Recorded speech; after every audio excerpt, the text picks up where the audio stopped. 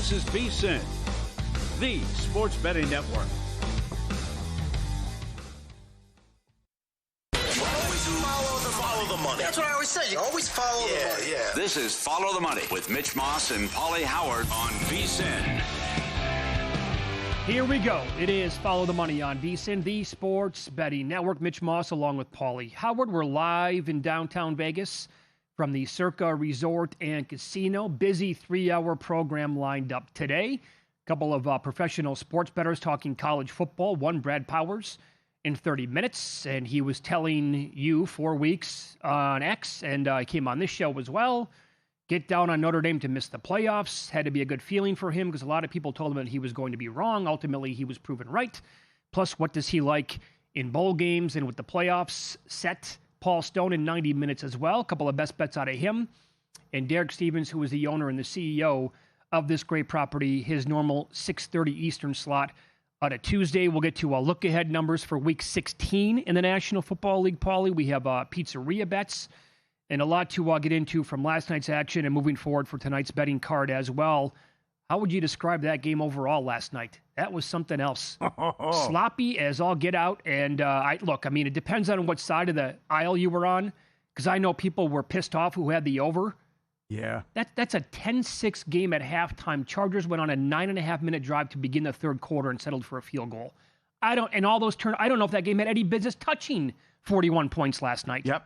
Number one, I can't believe the Eagles lost. It was a car crash, 8 turnovers, 9 field goals. Somehow the Chargers win.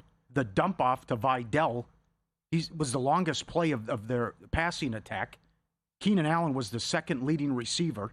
He had 2 catches. Yeah. They couldn't get anything going. Their best offense was Herbert taking off and running, which was self-preservation because no one could get open. 7 sacks. Right, and he's under duress, right? I can't believe it.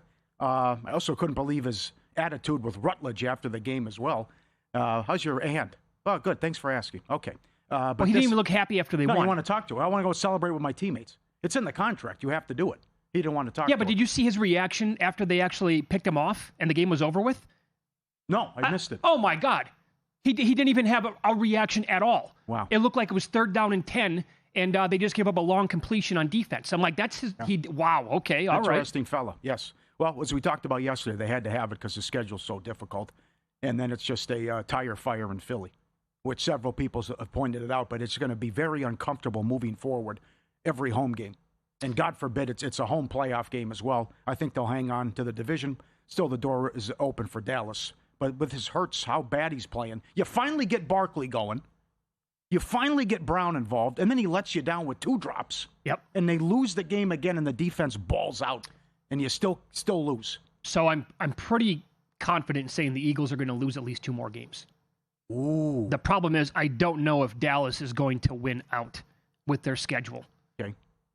They're going to lose at Buffalo, and I would not be stunned if the Commanders get them in one of the final 4 games of their season either. Yeah. But then they need Dallas to win every one of their games to then lose this division, and I don't know if Dallas is capable of doing that or not. Maybe they are. Maybe they can. But they've got a couple of roadblocks in there as well. That's not going to make it super easy. But this team is just a complete disaster. The offense is anyway.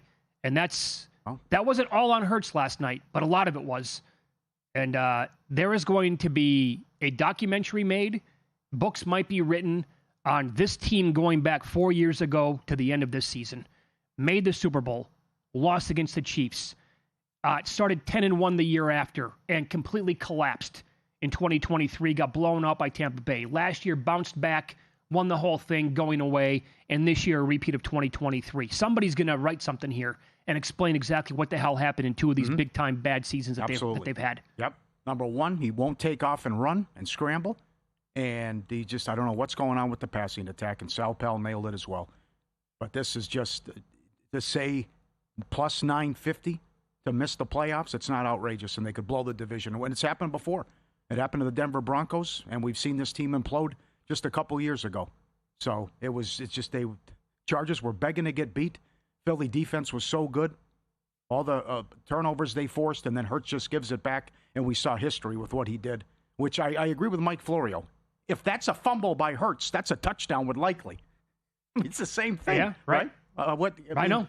It's laughable, some of these rules. But in any event, they should not be 8-5. And this season could get away from them quickly. What do you think they should be with their record? Oh, God, with how well the defense has played in some of the Dallas game they blew this game last night. I think you can flip it and say they should be 6-7. Oh, with the close wins? Should have lost to Green Bay. Should have lost or could have lost to Detroit. Their defense played out of their minds. Their offense did nothing in either one of those games. Yeah. So thank God the defense balled out in those two spots. Yeah. How many times if they played Green Bay, 10 times are they going to limit them to 7 points? How many times if they played Detroit will the same thing happen? Maybe they do it a couple of times, but their defense saved their bacon. I think multiple times this year. Mm-hmm. And Paul, we have 4 weeks left. The offense is, with their schedule, they should absolutely murder the Raiders this weekend. Yes. But I don't know. Yeah. That's right, though. That's the other thing. If it's 7-3 in the second quarter and they're playing with their food, the fans are going to be out for blood. No doubt. And it's going to be a home field disadvantage. But there are positives to take from it. You got Goddard involved. You got Brown involved. He didn't help you out on a couple. And Barkley went off. So those are the positives there. At least they got something to point to with the offense. Other than that second half against the Rams. It's been a disaster offensively. So you have that. But this is not a lot of confidence moving forward, though. Now, as for the flip side here with the Chargers winning that game last night, that pretty much did it for the Chiefs. Do you want to call them dead now or not quite yet? Life support. Life support? Okay. Yeah. Broncos were minus 1,200 yesterday. What were you going to say? No, I was going to say something. I was going to say something. I can't say it on the air either. Okay. But, Denver was minus 1,200. Uh-huh. Because of the win last night by LA, Denver's now minus 650. It did change a little bit here. But as you pointed out yesterday, the Chargers' schedule is so difficult. They got that one last night, which they had to have. At KC, at Dallas, the Texans at home, at Denver. My God. You bet them plus 160 to miss. They're plus 260 now to miss. Do you want to add any more now? Yeah, I think that's a good bet. I like their team. They have weapons. They have a good quarterback and a good defense. But I think that schedule might get them. And I wouldn't be surprised if the Chiefs win out. And still, I know you're laughing at it, but they're laying 4.5 now with their season on the line Sunday, which the power rating's completely out of whack. That they take money every week and they let you down. God bless anybody betting them. They might win. They might cover. Yeah. That's the last team I think I would bet this weekend. Would be Chiefs laying 4.5. Yeah. Were you shocked how many times he took off and ran? Well, even though I know he didn't have a choice because of the pressure? So once he took off and ran for 15 yards in that first play, I was like, wow, that looked pretty good. And then I started to wonder, is he going to keep doing this? And then once he did it 2 or 3 more times, I'm like, he's going to have to do it the entire game. Yeah. Because couldn't protect him. No, could not protect him whatsoever. Yeah. And obviously got nothing going in the passing game. So after the first couple of times, actually, this would have been, now thinking about it right now, I never did last night, but betting him live with his player prop, which books will do now more and more these days. I'm sure people saw that and were like, I got to bet him right now to go over, maybe ladder him at that point, 30, 40 yards. He got it all done. I had it wrong. I agreed with Dr. Chow. I thought they would tell him, don't take off. You just had surgery. You broke your hand 8 days ago. And then you even saw that one play where he was tackled by 2 Eagles. And one of them come in and they're slamming him on his hand, trying to force a fumble, but they kept punching him on his hand. More damage. Remember, I brought that up on the air when Mateer was hurt and coming back against Texas? Yeah, right. And then that week leading into the game, 4 different analysts on networks, former players were saying, I do the same exact thing. I would try to I'd try to go after the wrist as often as possible. Yeah. So clearly that was in the game plan last night for the Eagles defense. Yeah, you caught me off guard with those comments. You're a peace-loving kind of guy. I didn't know you had that deep down. No, I just figured that's what they would do. Yes. You know? Yes. Oh, we also had another elimination last night. Now explain this here. I don't have any more info to update you right now, but this is Sammy the Sadist, the pro poker player, was still alive who cashed in Grandissimo. He was on the Eagles. Word around the campfire was he was kind of dubious about the chop. Can we work this out? I don't know. But the quote is now it'll be easier to chop from one person involved. There are 10 people left. It went from 900 to 10 in 2 weeks. And now the implied value of each entry is $1.8 million. Giddy up. Does it even go this distance? And Christmas is going to be chaos because no one has Denver. No one has Detroit. One person has Kansas City. Only 5 have the Cowboys. So now we're down to 10. And we'll see I hope they can come to an agreement before Sunday and work this out because we're talking it's $18 million. You want all 10 to agree here to a chop? I would like that, yes. 1 point. Will anybody say no because they want to see if they can get it down to like 3 or 4 people and then maybe chop After what has happened the last 2 weeks? Imagine. How can you sit Look there? at this. Now, after Tampa Bay, 28 people were taken out with Tampa Bay. I mean, if everybody's going to be on San Francisco this weekend, off the bye. Or Philly, right? Yeah. And they happen to hit their toe. Yeah, should be clear cut. I think 6 have San Francisco and the rest use Philly, and we'll see if someone steps out. More on that with Derek coming up. But there it is. But I don't know how you watch the last couple of weeks and say, no, I think I have an advantage or an edge. And I don't want to split $18 million 10 ways. Yeah. Or at least some, and play for 3 or 4, whatever you want to do. Here's the other way to look at it is this. So let's say what happened last night. That was the final That was the final game of the year last night. And 10 people split it eventually, and they all won 1 point. Wouldn't they be happy to walk away as one of the 10 winners this year and take home $1.87 million? I would think, yeah, sign me up for that right now. Because now it's just like, what are you going to do? How much? What's your credit? Hedging all that? Right. I mean, someone's selling 4% for $92,000. I saw on the website. Yeah. So it's like, with the implied value here, what are we going to do? You're right. I mean, you reach out to Circa and say, hey, I need $2 million to hedge. Eventually, I need $750,000 to hedge on the side. I mean, this also isn't grandissimo. This was $1,000 to get in. Mm-hmm. So this also goes back to who saw this coming. It's like you work a 9-to-5 job. Hey, I'm going to take 2 weeks off. I got to get my affairs in order here. They're going to go for that? Right. All right, we're going to discuss the whole idea of betting college bowl games compared to what it used to be like, and a radical idea from a former coach that makes some sense.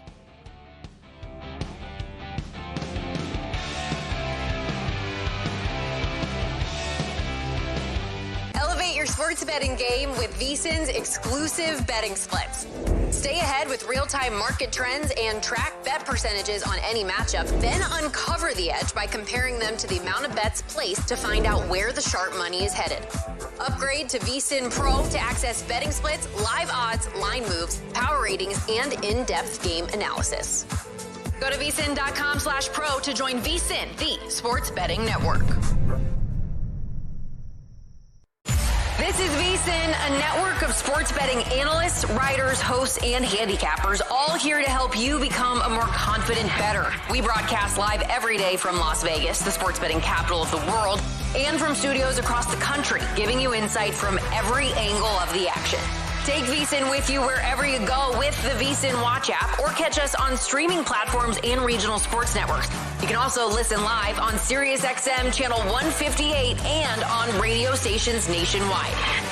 Check out VSiN.com as well for betting tools, exclusive betting splits, AI-powered player prop projections from Opta, pro picks for every game, plus in-depth betting guides and articles built to give you an edge. From sharp betting analysis and daily best bets to insider interviews and expert breakdowns, VSiN is your trusted source for everything happening in the world of sports betting. See everything we have to offer at VSiN.com and become part of the Sports Betting Network. Coming up on Wednesday's edition of Money Moves, it's going to be great. West Coast bias on a Wednesday. It's a deep college basketball card. We've got some good ones for some West Coast teams, including New Mexico making a trip out to take on VCU in Richmond and more. Plus, Kendall Valenzuela from Fantasy Life joins us as we are in the heat of fantasy playoffs. She'll tell you who to add, who not to, and what to do as you want to win your playoff game. So don't miss it. It's Money Moves, 11 to 1 Pacific, 2 to 4 Eastern here on VSiN, the Sports Betting Network.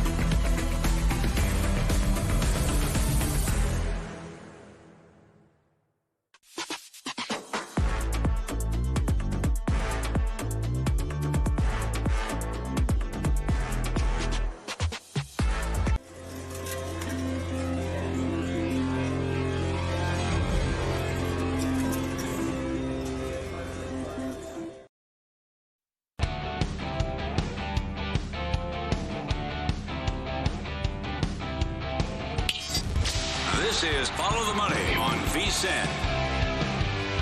Brad Powers on the program coming up in 15 minutes, telling everybody for weeks to bet Notre Dame to miss the playoffs at a huge number. That came in for him. We'll also ask him who he likes in the playoffs and see if he has any opinions on the bowl games yet. This is probably never going to go back. And boy, this changed quickly because forever the bowl games were they were the same, right? It was, you get 6-7 on New Year's Day, and it was unbelievable. It was the best day out of the entire year.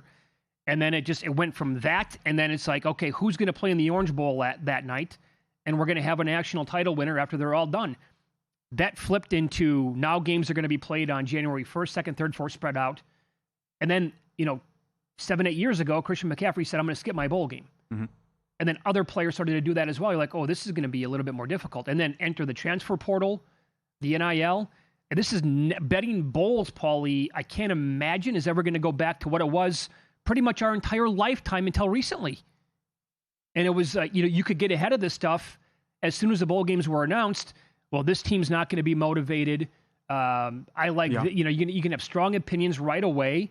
And if you had any inside information on this kind of stuff, it was bombs away. Now, players, coach, this stuff could change in the next 10 minutes, and you have no idea. Yeah. I love that the Ole Miss former assistants are allowed to coach and help out for the playoff games, which of course ties in because Lane Kiffin, LSU is paying his bonuses that were in his contract with Ole Miss. So he's going to let some assistants go back and help out while this is going on as well. It's just insanity, the sport. It really is. It's not, forget about, even comparing it to years ago when it was completely different in a much better way. How much different is this going to turn into, right? Because you've had so many teams along with Notre Dame say, nah, we're not going to participate. It went from a player or a couple of players saying, I'm going to pass, to now getting to the point of where you have a program like Notre Dame and a bunch of others saying, nah, we're good. Mm-hmm. We don't want to play. Mm-hmm. And so we've had 40 bowl games where you have to have almost 80 teams qualify. And then, this 6-6 team is either not going to play in it, or we don't have enough 6-win teams, so you had to reach out to 5 and 7 teams who are now saying, "No, we don't want to do it." Do we cut the number of bowl games in half? Will the playoffs expand to 16, 24 teams, making it even dicier and fewer games perhaps. At that point? Yeah, perhaps. Yeah, that's definitely on the table. Everyone thinks it's broken. I think Dan Wetzel did a good job of ESPN. Just calm down. Yeah, it was a tough year, tough case with the 3 teams here. What happened? How they treated Alabama. I agree they shouldn't have moved up after their last 2 performances and not drop. We go back to what happened with Georgia, who was undefeated, a wagon, blowing everybody out, and they lost an SEC title game by 3 and dropped. Mm-hmm. So it's just, and everyone's all over Notre Dame too. And in light of the news that moving forward, if they're in the top 12, they're automatically in.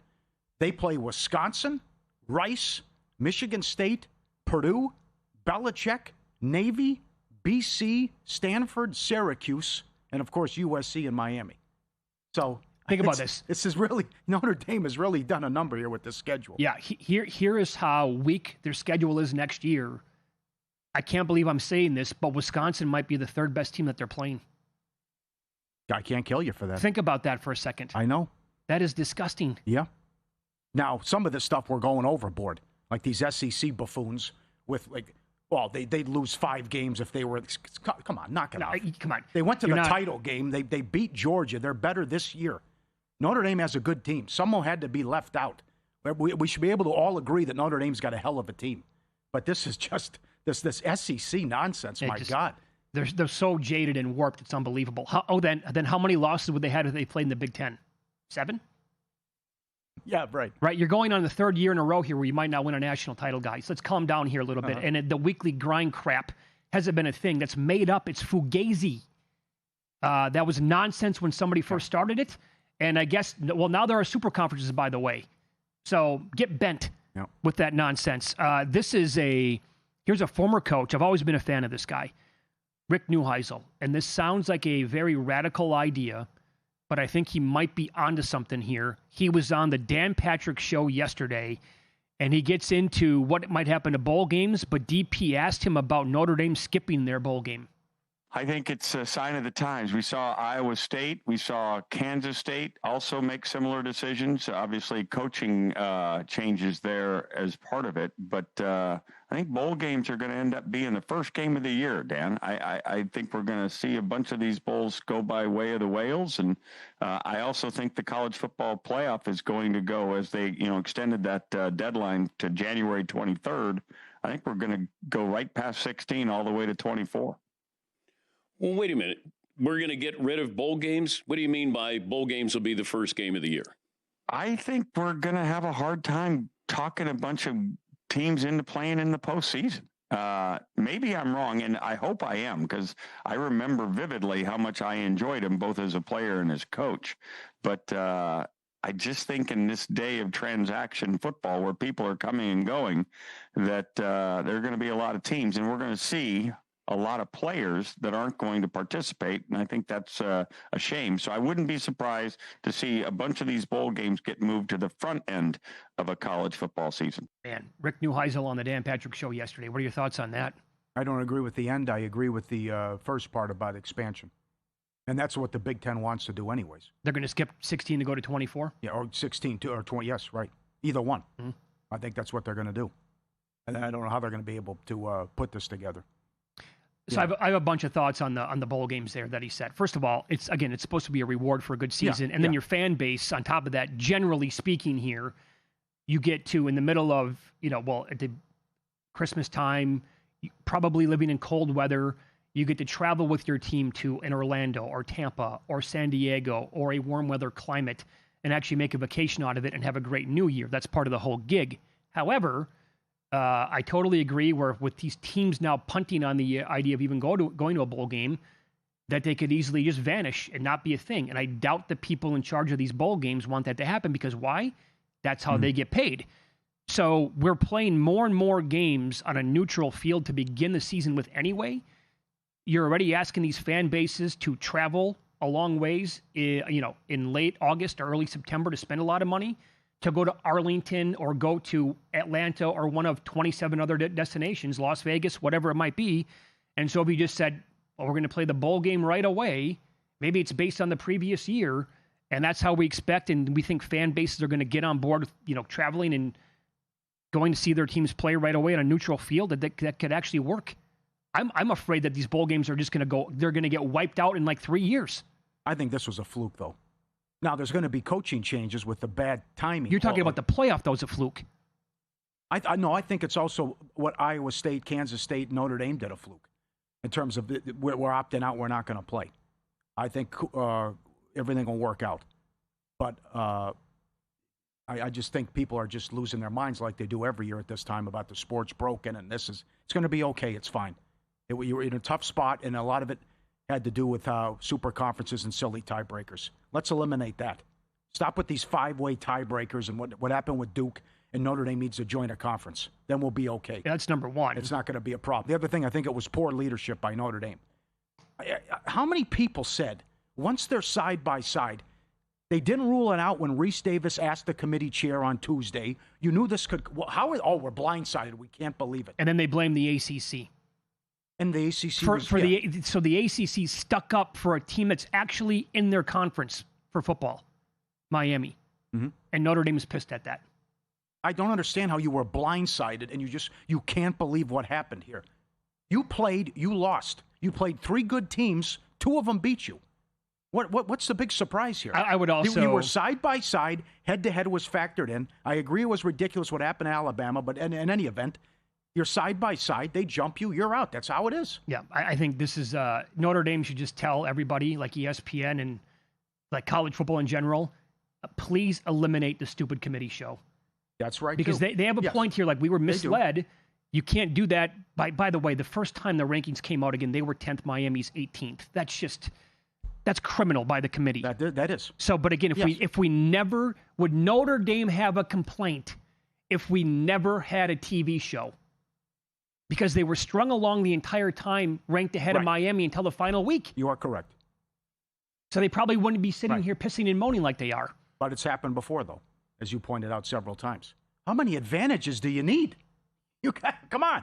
You're in the top. If you're in the top 12, you're automatically in moving forward. Yep. You got your own TV network. You won't join at conference. You play a bad schedule. Mm-hmm. I mean, how many advantages do you want? Don't give up 40 points at home to Texas A&M. Sure. They used to play like damn good teams throughout the entire year. It doesn't help that their Big Ten rivals are in the trash can now, but tinker with your teams in that you play. Get the first 100 new VSiN Pro annual subscribers who sign up using promo code CIRCA. Get a free 3-night stay at Circa the 2nd through the 5th, plus a day bet at Stadium Swim at the final weekend of the regular season. 50% off the monthly price, full year VSiN Pro, AI-powered prop tools, 24/7 video, and every guide. Your Circa getaway, last chance, vsin.com/Circa. Promo code CIRCA. Brad Powers next, telling people for weeks to bet Notre Dame to miss the playoffs. It paid off big time for him. We'll also ask who he likes in the playoffs coming up.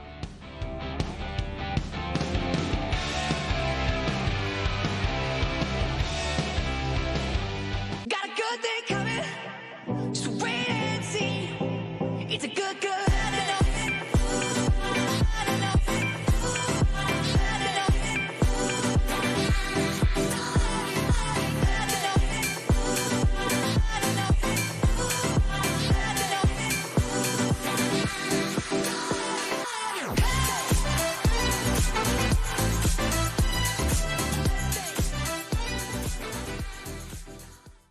Your sports betting game with VSiN's exclusive betting splits. Stay ahead with real-time market trends and track bet percentages on any matchup. Then uncover the edge by comparing them to the amount of bets placed to find out where the sharp money is headed. Upgrade to VSiN Pro to access betting splits, live odds, line moves, power ratings, and in-depth game analysis. Go to vsin.com/pro to join VSiN, the sports betting network.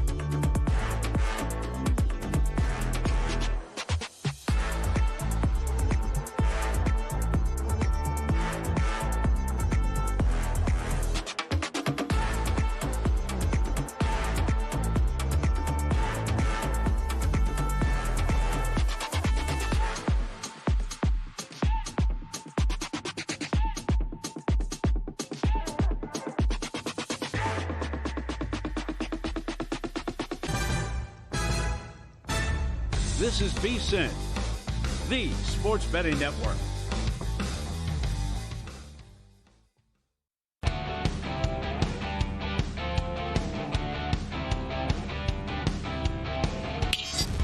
This is Follow the Money on VSiN. College football here again. It's Follow the Money on VSiN, the Sports Betting Network. We head out now to the progressive guest line as professional sports bettor Brad Powers joins the program. Follow him on X at BradPowers7, website BradPowersports.com. Congratulations, man. On this show, on Twitter, every spot where you could finally, tell people, look, Notre Dame's not going to make the playoffs. At this price, you have to bet them. You were taking that number all along. And it doesn't matter what people were telling you on social media. You held your ground. You kept saying, bookmarked, I'm going to come back to this, and I think I'm going to be right. And you were. So what was your reaction to the committee show on Sunday when they said, yeah, Notre Dame, they're not in? Well, mixed, because I am a Notre Dame fan. Also mixed because, the price, I'm a big CLV guy, and I had negative CLV by the time that show started. Notre Dame, the yes was minus 3,000. I wish I would have waited for a lot of those bets that I made until right before the show started, because I could have gotten 18-1, 20-1 on the no at that point. But it was one of my biggest wins of my career. It's already had the ramifications of me being limited and multiple outs because of it, because I was parlaying them out, Miami in, Alabama in type stuff. But profitable. But as a Notre Dame fan, as a college football fan, I don't care if it's Notre Dame, if it was Miami or anybody.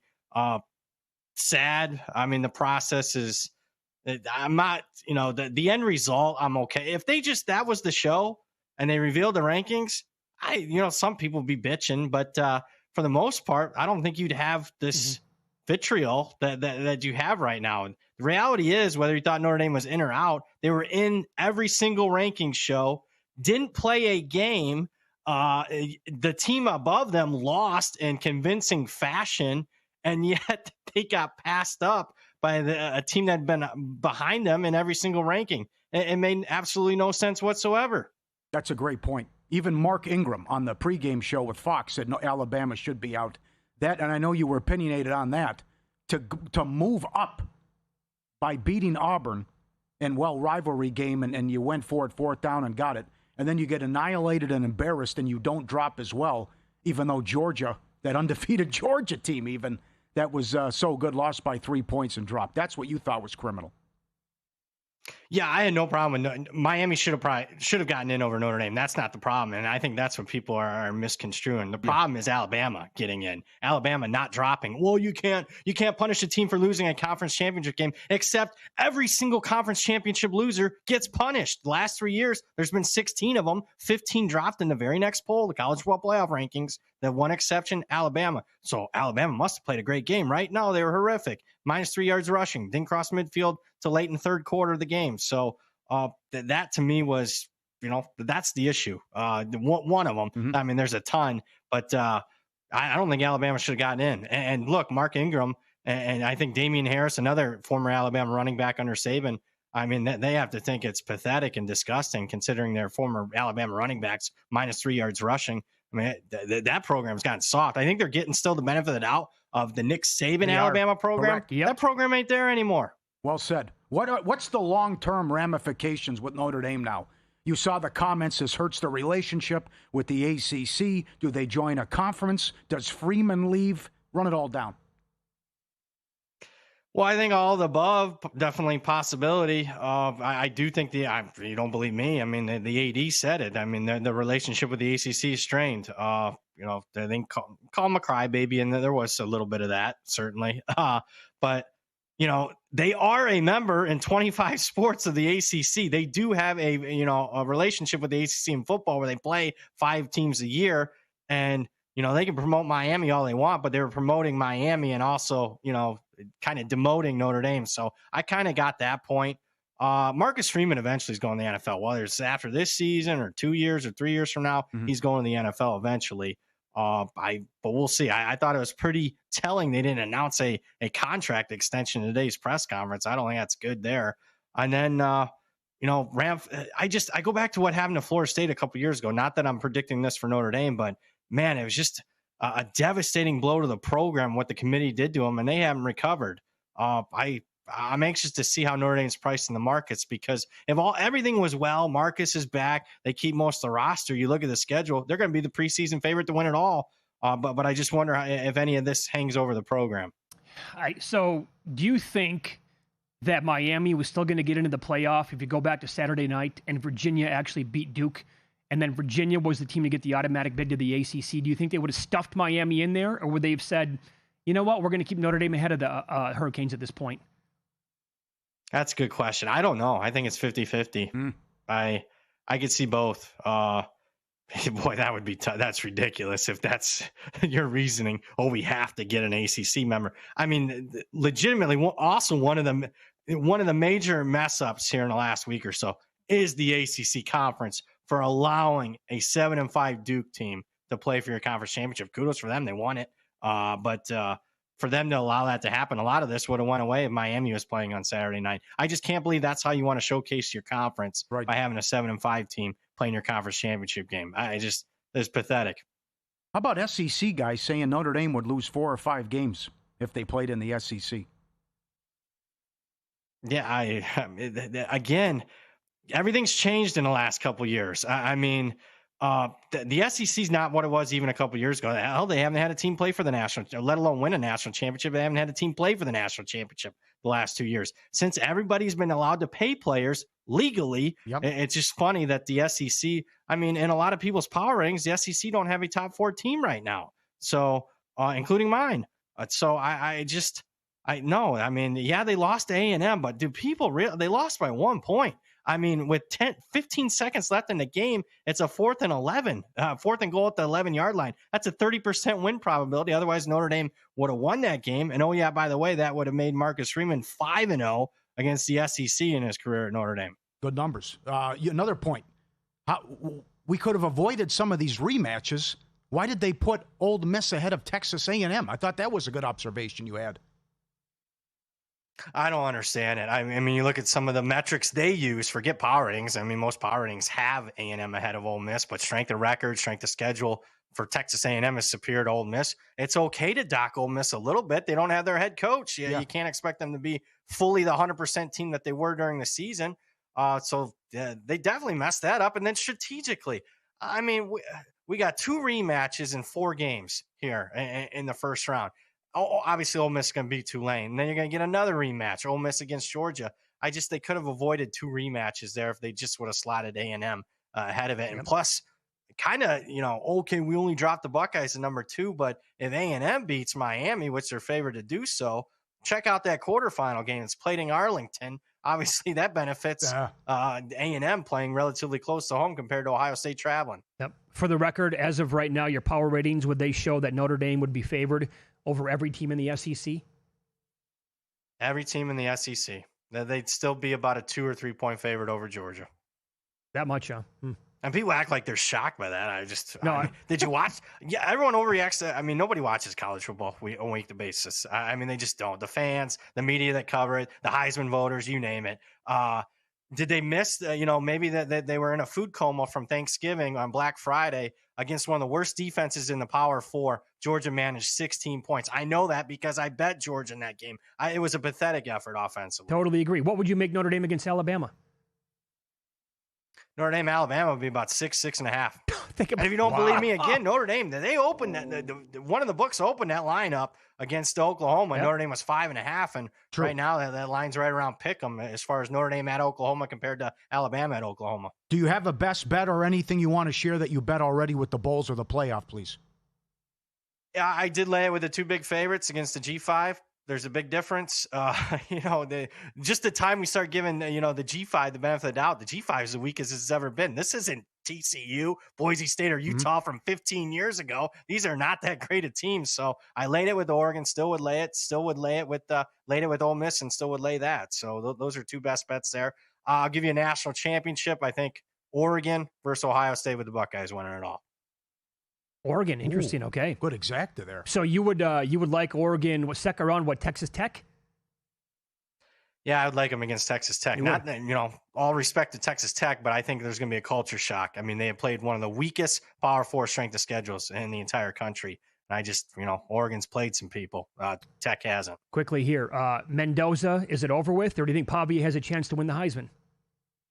No, it's over with. It was over with when he made that third down pass of 100,000 plays in the college football season. It came down to a third down pass against the Buckeyes in the Big Ten championship game. He went from about a $2 favorite in that neighborhood to minus 2,000 because of that completion.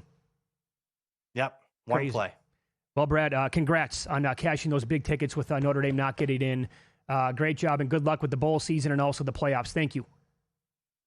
Hey, thanks for having me, guys. Take care. Yep, there you go. Brad Powers, professional sports bettor. Follow him on X at BradPowers7, website BradPowersports.com. Win, lose up next. Someone found out the hard way playing Wheel of Fortune. Oh boy, I can't wait for the details on this. And some big signings today in Major League Baseball. This is what it looks like when you have $1 zillion, but the team has a weakness.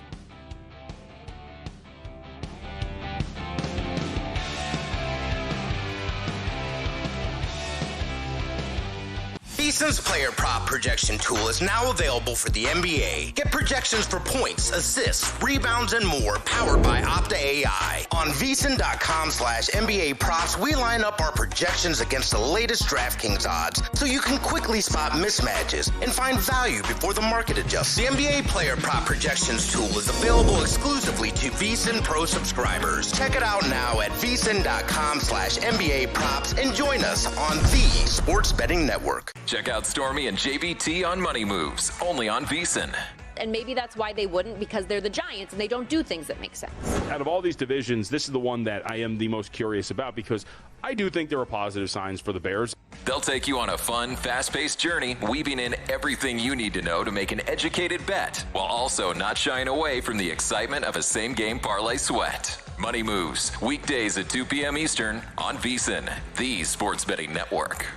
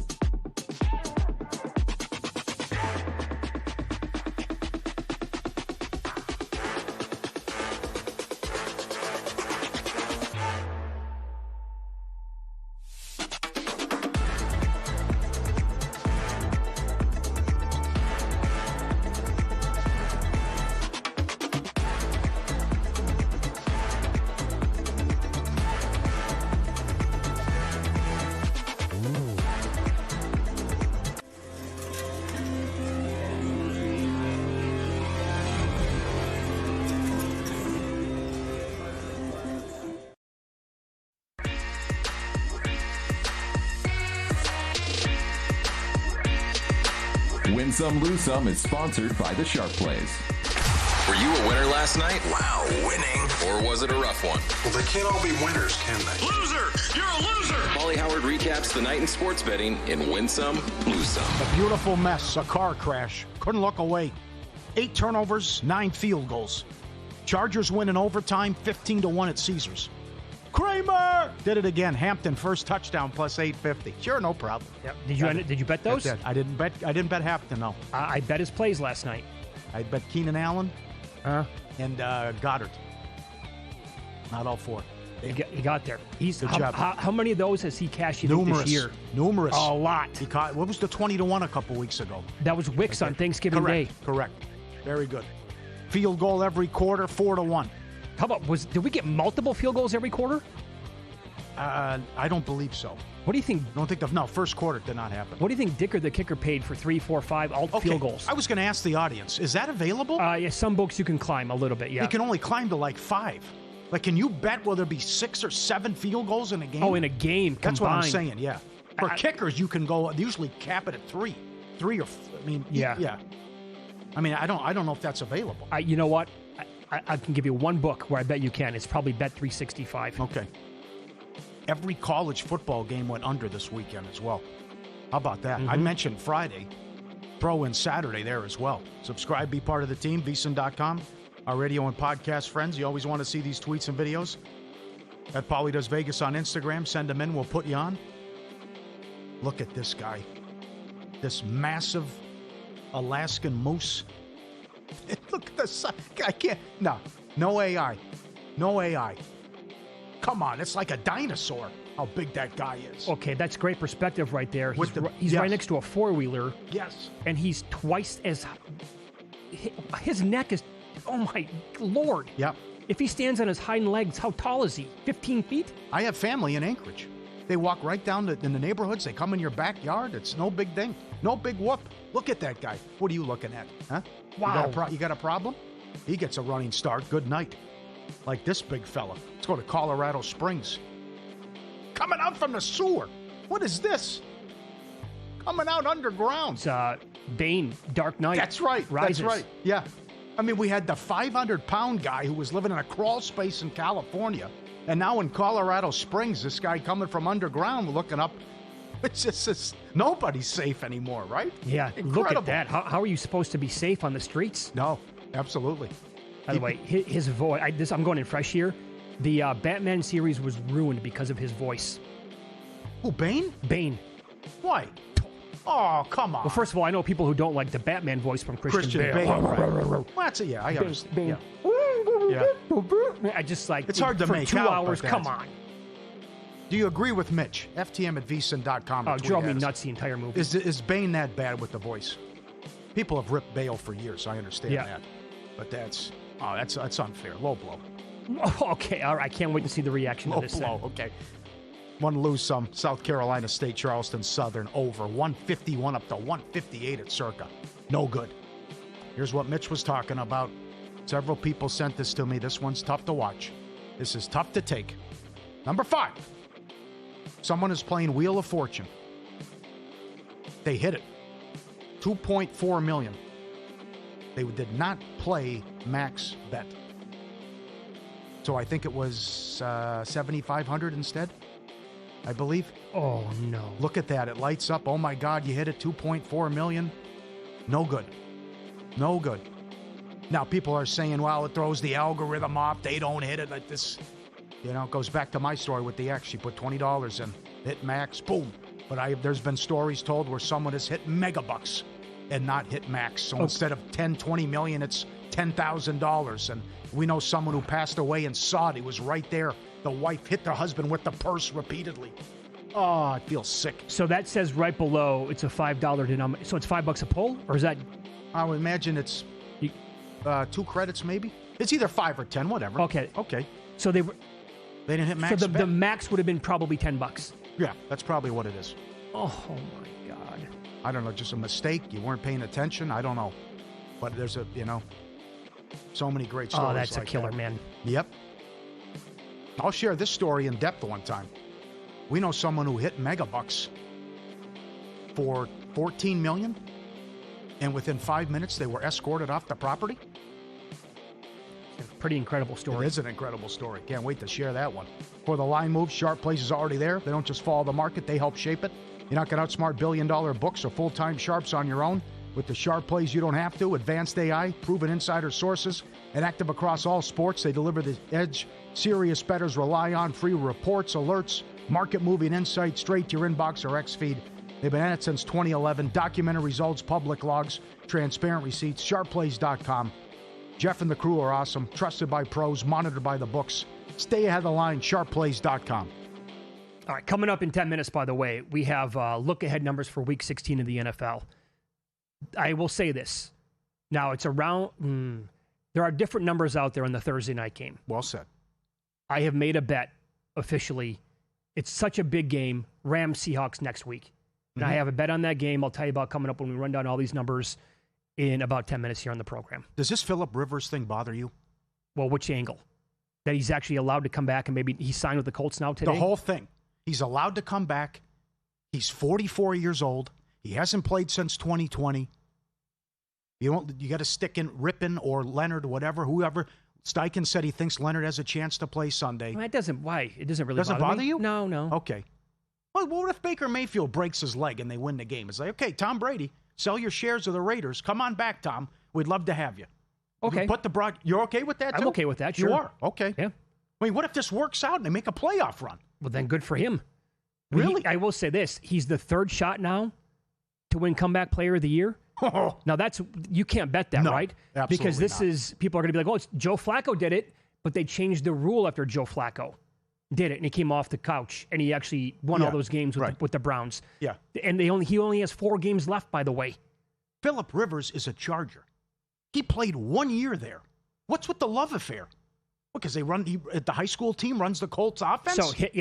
So he coaches his kid in high school. Right. I love the comments. Sign the kid. I thought, why not, actually?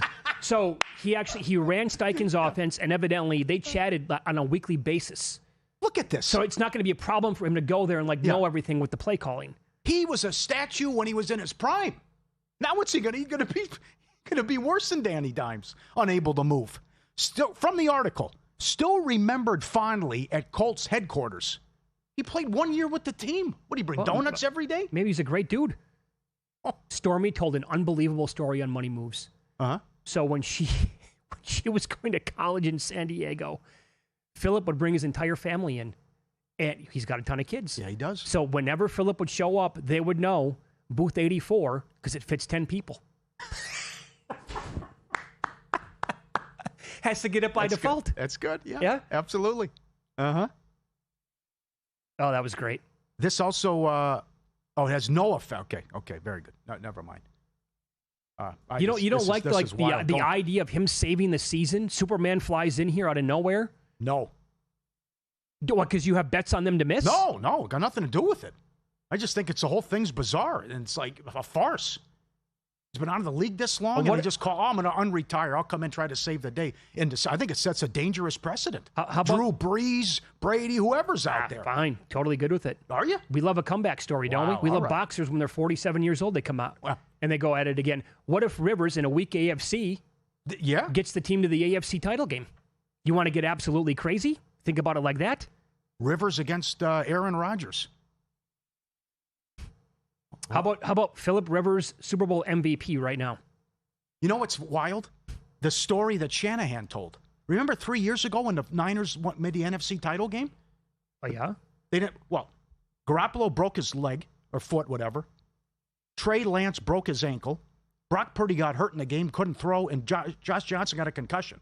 If they beat the Eagles, Rivers was going to play in a Super Bowl against the Chiefs. That was their plan. Oh, they could sign him? That was allowed. Really? Yes. Really? That was what they were going to do. Because remember, Purdy couldn't throw the ball. They were running Wildcat. No, I know. His arm was shot, yeah. Like if they were running Wildcat and or the Steelers, the Eagles kept turning the ball over, they were going to play Phillip Rivers in the Super Bowl. Yeah. The holidays are back at Starbucks, so share the season with a peppermint mocha made with Starbucks signature espresso, velvety mocha, and cool peppermint notes topped with whipped cream and dark chocolate curls. Together is the best place to be at Starbucks. They have such a tantalizing holiday menu. Good word. And they crush it every single year. And they look delicious, and it pays off when you go there and get these bad boys around Christmas time. By the way, Edwin Diaz to the Dodgers, 3 years, $69 million. Wow. We got a problem. It's called our bullpen. Oh, wait, we're worth $17 zillion? Let's go get the best closer in baseball. Mm-hmm. And I'm glad Schwarber re-signed with Philadelphia. He was born to play in that city. Me too. Look ahead numbers up next. Rams Seahawks Thursday night. Green Bay and Chicago on Sunday. Jacksonville at Denver. What a schedule. Patriots at